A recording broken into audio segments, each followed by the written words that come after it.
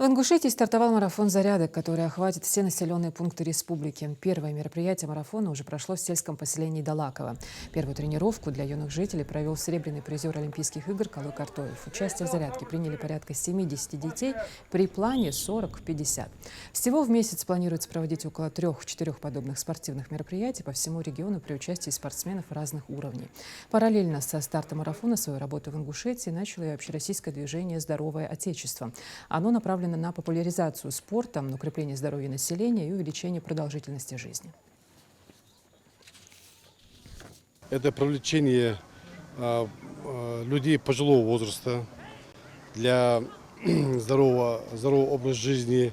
Это борьба с вейпами, это борьба с незаконной продажей курительной смеси в республике. И в будущем мы планируем охватить каждое сельское поселение нашей республики. Провели с детьми хорошую зарядку, тренировку.